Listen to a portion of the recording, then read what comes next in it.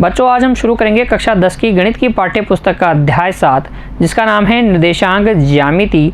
भाग 1 में हम निर्देशांक ज्यामिति के परिचय को पढ़ेंगे। बच्चों हम उन सभी महत्वपूर्ण तथ्यों की चर्चा इस भाग में करने वाले हैं जो इस अध्याय की समझ को आपके अंदर विकसित करेंगे।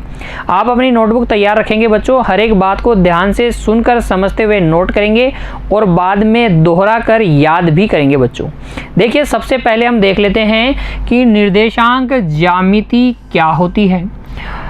अंग्रेजी अनुवाद है बच्चों इसका कोऑर्डिनेट ज्योमेट्री। तो निर्देशांक ज्यामिति या कोऑर्डिनेट ज्योमेट्री क्या होती है, सबसे पहले हम इसकी फॉर्मल डेफिनेशंस पढ़ लेते हैं, फिर बच्चों मैं आपको इसको एक्सप्लेन भी करूंगा।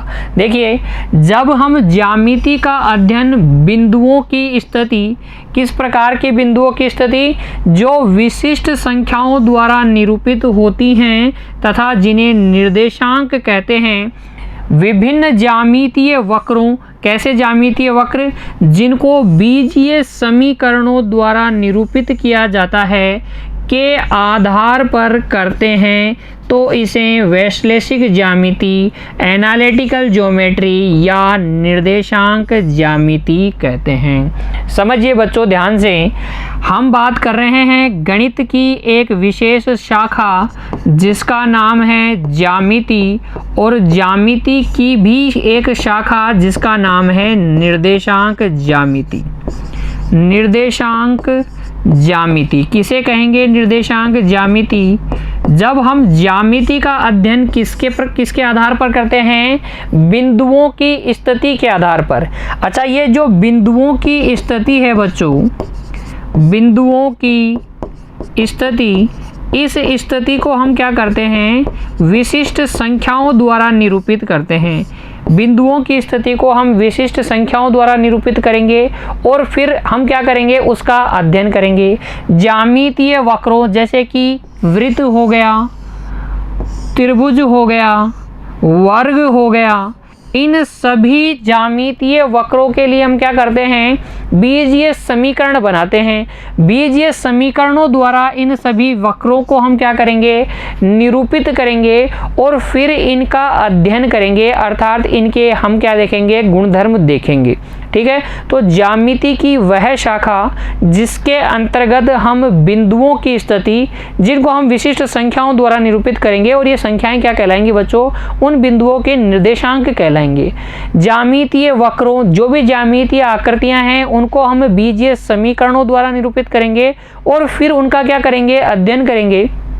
जितनी भी ज्यामितीय आकृतियां हैं, जितनी भी बिंदु हैं, उन सब का अध्ययन हम किसके आधार पर करते हैं? इनके बीजीय समीकरणों या जिन विशिष्ट संख्याओं द्वारा इनको निरूपित किया जा रहा है उनके आधार पर जब हम करते हैं तो इस प्रकार के ज्यामितीय अध्ययन को ही हम क्या कहते हैं? निर्देशांक ज्यामिति कहते हैं। एक अन्य नाम आपको याद रखना है, इसे ही हम वैश्लेषिक ज्यामिति कहते हैं, एनालिटिकल ज्योमेट्री कहें या कोऑर्डिनेट ज्योमेट्री कहें, बच्चों एक ही बात है।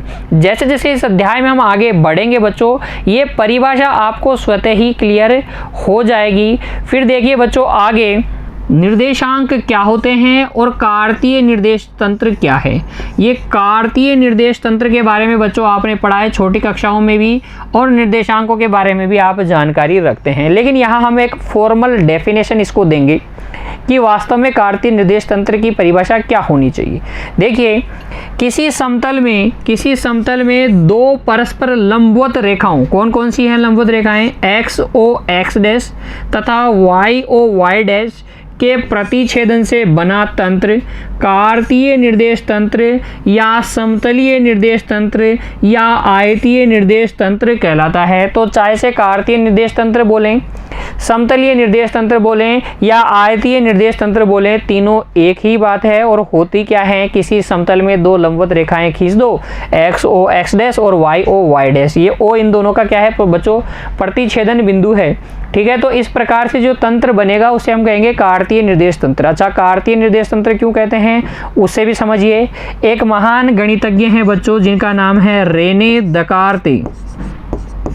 रेने दकार्ते, और रेने दकार्ते ने क्या किया था, इन्वेंट किया था कार्तीय निर्देश तंत्र को। इसीलिए इनके जो नाम है, इनका जो नाम है उसी के आधार पर इस तंत्र को हम कहते हैं कार्तीय निर्देश तंत्र। कार्तीय निर्देश तंत्र कहते हैं। कैसा होता है ये, बिल्कुल ऐसा इस तरीके का होता है। एक्स ओ एक्स डैश और वाई ओ वाई डैश, इस समतल पर इस बोर्ड पर बच्चों क्या है, दो लंबवत रेखाएं खींची गई है, इनका प्रतिच्छेदन बिंदु ओ है। तो ये जो सिस्टम बना है इसे ही हम कहते हैं कार्तीय निर्देश तंत्र, समतलीय निर्देश तंत्र, आयतीय निर्देश तंत्र। ठीक है। अच्छा, तो इसको देखकर आपको याद आ गया होगा कि ये तो आपने ग्राफ में किया था। तो बच्चों जो ग्राफ में आप जो तंत्र बनाते थे, जो एक्स अक्ष और वाई अक्ष बनाते थे, वही तो है कार्तीय निर्देश तंत्र। इसमें कोई नई बात आपके लिए नहीं है, लेकिन आप शब्दों से अब अच्छे से परिचित हो रहे हैं। तो आपको समझ में आया कि कार्तीय निर्देश तंत्र किसे कहते हैं। किसी समतल में जब आप दो परस्पर लंबवत रेखाएं एक्स ओ एक्स डैश और वाई ओ वाई डैश खींच देते हैं, तो फिर ये जो तंत्र बनता है इसे ही हम क्या कहते हैं, कार्तीय निर्देश तंत्र कहते हैं। इस कार्तीय निर्देश तंत्र के बारे में कौन कौन सी ऐसी महत्वपूर्ण बातें हैं, कौन कौन सी महत्वपूर्ण परिभाषाएं हैं जो हमें पता होनी चाहिए, आइए अब उनकी चर्चा करते हैं। देखिए, सबसे पहले हम देखते हैं कि निर्देशांक अक्ष क्या होते हैं। ये जो कार्तीय निर्देश तंत्र है बच्चों, इसमें ये जो दो परस्पर लंबवत रेखाएं हैं ना, कौन कौन सी, एक्स ओ एक्स डैश और वाई ओ वाई डैश, इसे तो हम कहते हैं एक्स निर्देशांक। क्या कहते हैं, एक्स निर्देशांक अक्ष। क्या कहते हैं, एक्स निर्देशांक अक्ष। और इसे हम क्या कहते हैं, वाई निर्देशांक अक्ष। एक्स अक्ष और वाई अक्ष, सिंपली क्या बोलेंगे, इसे तो एक्स अक्ष बोलेंगे और इसे हम क्या बोलेंगे, वाई अक्ष बोलेंगे। तो निर्देशांक अक्ष क्या होते हैं, कार्तीय निर्देश तंत्र में जो दो परस्पर लंबवत रेखाएं होती हैं, जो दो परस्पर लंबवत रेखाएं होती हैं एक्स ओ एक्स डैश और वाई ओ वाई डैश, इन्हीं को हम क्या बोलते हैं, निर्देशांक अक्ष बोलते हैं। एक्स ओ एक्स डैश को हम एक्स अक्ष बोलते हैं, वाई ओ वाई डैश को हम वाई अक्ष कहते हैं। तो एक्स अक्ष और वाई अक्ष क्या होते हैं, कार्तीय निर्देश तंत्र में जो दो परस्पर लंबवत रेखाएं होती हैं, उनमें से ये जो क्षैतिज रेखा है वो तो हो गई एक्स अक्ष, और जो ऊर्ध्वाधर रेखा है वो हो गई वाई अक्ष। ठीक है, एक्स अक्ष और वाई अक्ष अर्थात निर्देशांक अक्ष आपको अच्छे से समझ में आ गया। चलिए फिर आगे अगली परिभाषा देखिए, निर्देशांक क्या होते हैं। निर्देशांक अक्ष को समझने के बाद हम समझेंगे निर्देशांक क्या होते हैं। बच्चों, ये जो निर्देश अक्ष होते हैं, निर्देशांक अक्ष होते हैं, उन पर जो बिंदु स्थित होते हैं, वो बिंदु जो हैं विशिष्ट संख्याओं द्वारा क्या होते हैं, निरूपित होते हैं। और इन विशिष्ट संख्याओं को एक विशिष्ट क्रम में लिखा जाता है, जिसकी भी हम चर्चा करने वाले हैं। और जब ये जो बिंदु हैं किसी संख्या द्वारा निरूपित होते हैं, बिंदु को निर्देशित करने के लिए जो अंक, संख्या के स्थान पे क्या बोल रहा हूँ, अंक बोल रहा हूँ, तो जो निर्देशित करने के लिए अंक काम में लेंगे हम, जो संख्याएं काम में लेंगे हम, उसे ही हम क्या कहेंगे, निर्देशांक कहेंगे। देखिए, कार्तीय निर्देश तंत्र में दोनों अक्षों पर स्थित प्रत्येक बिंदु की स्थिति को विशिष्ट संख्याओं द्वारा निरूपित किया जाता है, जिन्हें उस बिंदु के निर्देशांक कहते हैं। ये आपके पास एक कार्तीय निर्देश तंत्र है, एक्स ओ एक्स डैश और वाई ओ वाई डैश। अब इन पर ये जो प्रत्येक बिंदु है बच्चों, इन प्रत्येक बिंदुओं को हम क्या करते हैं, संख्याओं द्वारा निर्देशित करते हैं। किनके द्वारा निर्देशित करते हैं, संख्याओं द्वारा निर्देशित करते हैं। और ये जो संख्याएं हैं, ये जो विशिष्ट संख्याएं होंगी जो इन बिंदुओं की स्थिति को निरूपित करेगी, इन्हें ही हम क्या कहेंगे, निर्देशांक कहेंगे। तो निर्देशांक एक्स निर्देशांक हो गया, एक्स अक्ष पर या एक्स निर्देशांक अक्ष पर जो बिंदु की स्थिति को दिखाएंगी संख्या, तो उसे हम एक्स निर्देशांक कहेंगे। वाई अक्ष पे अगर किसी बिंदु की स्थिति को संख्या निर्देशित कर रही है, तो उस संख्या को हम वाई निर्देशांक कहेंगे। बच्चों देखिए, एक्स अक्ष पर स्थित बिंदु के लिए लिखे प्रयुक्त संख्या उसकी x निर्देशांक या भुज कहलाती है तथा y अक्ष पर स्थित बिंदु के लिए प्रयुक्त संख्या उसका y निर्देशांक या कोटि कहलाती है। इंपॉर्टेंट बात है बच्चों, इसको ध्यान से समझिए। x अक्ष पे भी बहुत सारे बिंदु होते हैं, y अक्ष पे भी बहुत सारे बिंदु होते हैं। जब हम x अक्ष के किसी बिंदु को विशिष्ट संख्या द्वारा निरूपित करते हैं या x अक्ष के किसी बिंदु के लिए जो विशिष्ट संख्या प्रयुक्त की जाती है उसे हम x निर्देशांक या भुज कहते हैं। इस शब्द को याद रखिएगा बच्चों, भुज किसे कहेंगे? x निर्देशांक को। और कोटि किसे कहेंगे? y निर्देशांक को। y अक्ष पर जो बिंदु स्थित है उसको निर्देशित करने के लिए जिस विशिष्ट संख्या का हम प्रयोग करेंगे बच्चों, उस विशिष्ट संख्या को हम उस बिंदु का y निर्देशांक कहेंगे। अर्थात हर एक बिंदु के लिए x निर्देशांक और y निर्देशांक क्या होते हैं बच्चों? अलग अलग होते हैं। एक बिंदु A है तो उसका x निर्देशांक अलग होगा, y निर्देशांक अलग होगा। एक बिंदु B के लिए x निर्देशांक अलग होगा, y निर्देशांक अलग होगा। ठीक है ना?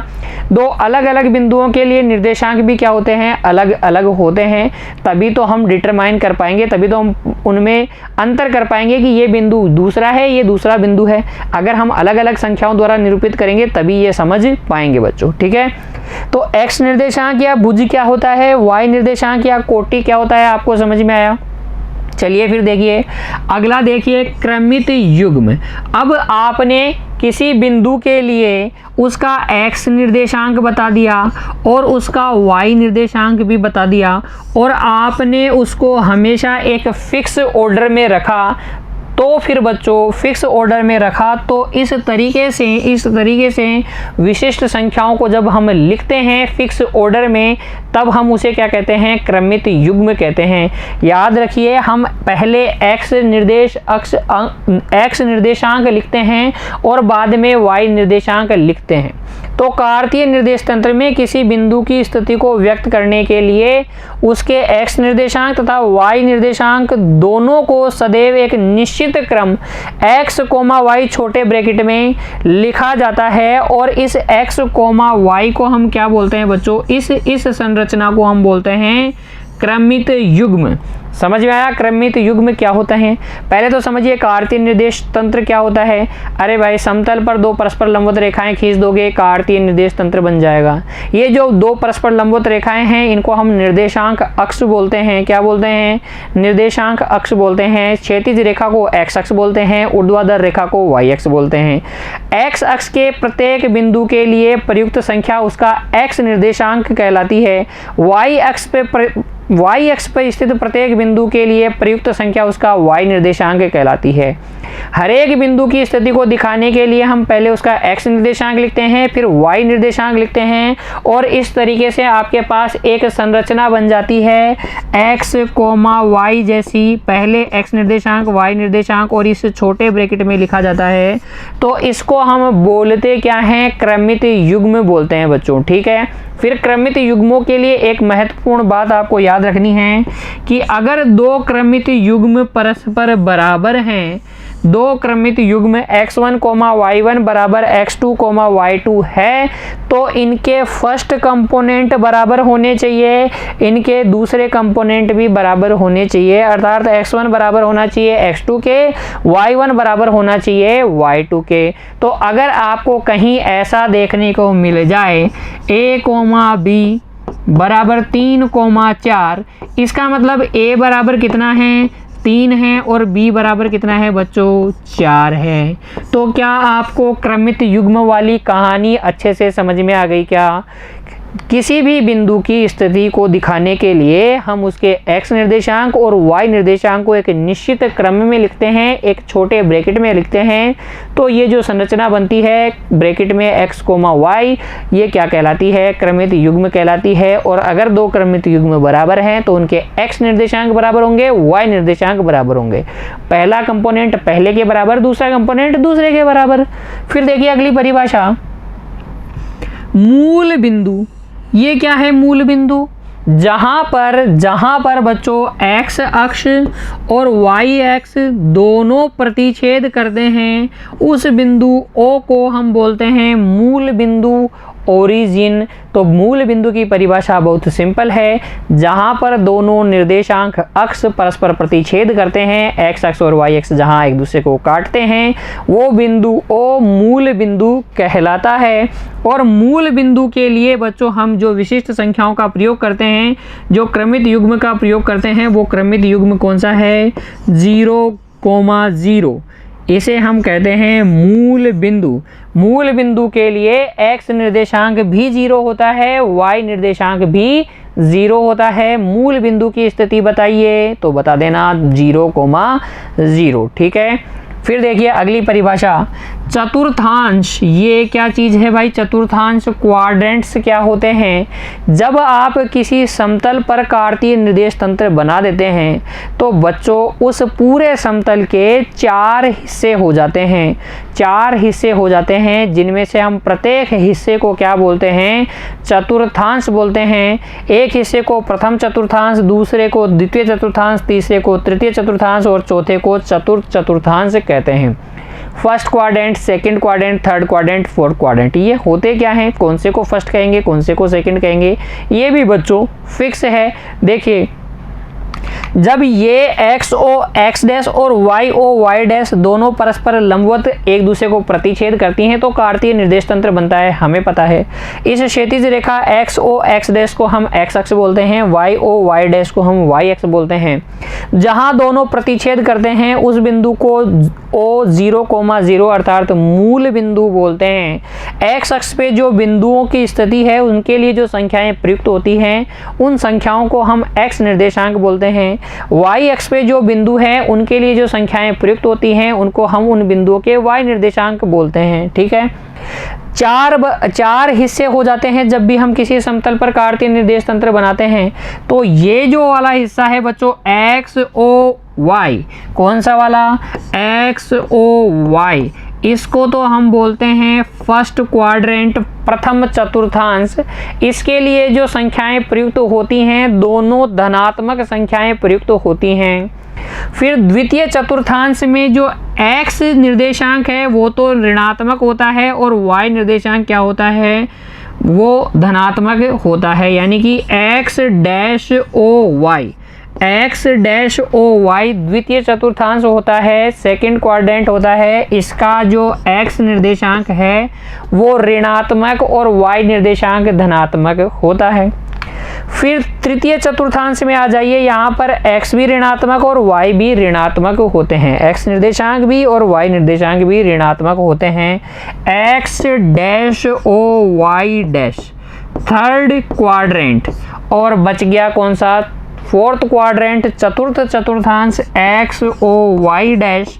आप देख के समझ सकते हैं कि एक्स ओ वाई डैश में एक्स निर्देशांक धनात्मक होता है, वाई निर्देशांक कैसा होता है? ऋणात्मक होता है। तो आपको समझ में आना चाहिए बच्चों की निर्देशांक ज्यामिति क्या होती है, निर्देशांक अक्ष क्या होता है, कार्तीय निर्देश तंत्र क्या होता है, निर्देश क्रमित युग्म क्या होता है, चतुर्थांश क्या होते हैं। ठीक है, जिनकी चर्चा हमने की। ये बहुत बेसिक बातें हैं बच्चों। हो सकता है कि आपने पहले भी इनका ज्ञान लिया हो, लेकिन एक बार फिर से दोहरा लेने में कोई बुराई नहीं है। हमें इन सब चीज़ों के बारे में अच्छे से सब कुछ पता होना चाहिए। ठीक है। अब देखिए इस कार्तीय निर्देश तंत्र की बहुत महत्वपूर्ण परिभाषाएं हमने देख ली हैं, और कौन कौन सी ऐसी विशिष्ट बातें हैं जो हमें याद रखनी है पूरे अध्याय को पढ़ते समय। बच्चों देखिए टिप्पणी या रिमार्क में हम क्या क्या याद रखेंगे? किसी बिंदु P के निर्देशांक x, y हैं तो इसे px, y लिखते हैं। जैसे कि कोई बिंदु है इस निर्देश तंत्र में, कोई बिंदु है P, ये बिंदु है P, और इस P बिंदु तक हम पहुंचते हैं x बराबर 1 2 3 4 5 चलकर, और ऊपर कितना चलते हैं? 1 2 3 चलते हैं। तो इसके लिए x पर हम कितना चले? 5 चले। y पर हम कितना चले? 3 चले। तो ये इसे हम इस तरीके से लिखते हैं। तो तो अगर आपको किसी बिंदु का x निर्देशांक और y निर्देशांक पता है तो आप उसको कार्तीय निर्देश तंत्र में दिखा सकते हैं। ठीक है, फिर दूसरी बात को समझिए, बच्चों, किसी बिंदु का भुज, मैंने किसको कहा था, x निर्देशांक को, और कोटि किसको कहा था, y निर्देशांकों को। तो किसी बिंदु का भुज यानी x निर्देशांक उस बिंदु से y अक्ष की लंबवत दूरी होता है। क्या बात कही है बच्चों, ध्यान से समझिए। अगर मुझे ये बिंदु P है और इसके निर्देशांक x, y है और मुझे इस बिंदु P की y अक्ष से लंबवत दूरी ज्ञात करनी है, ये ज्ञात करना है, तो मैं ये ज्ञात कर सकता हूँ क्या, ये है x, 0 बिंदु, ये ज्ञात करो या ये ज्ञात करो, एक ही बात है। तो y अक्ष से लंबवत दूरी उसका भुज होता है, y अक्ष से लंबवत दूरी उसका x निर्देशांक होता है। एक नंबर का प्रश्न आपसे पूछा जा सकता है कि बिंदु 3,4 की y अक्ष से दूरी बताओ। तो y अक्ष से दूरी क्या होगी, 3 मात्रक होगी बच्चों, या 3 इकाई आप बोल सकते हैं। y अक्ष से दूरी उसका x निर्देशांक होता है। दूरी के लिए एक बात याद रखेंगे, दूरी हमेशा धनात्मक होती है। जैसे कि अगर मैं इस बिंदु के लिए पूछूं कि कोई बिंदु है, मान लीजिए r, इसके निर्देशांक है -5, -7, तृतीय चतुर्थांश में ये स्थित है और इसकी y अक्ष से लंबवत दूरी बताओ, ये दूरी बताओ। तो ये दूरी कितनी होगी बच्चों, -5 नहीं होगी, ये क्या होगी, 5 इकाई होगी।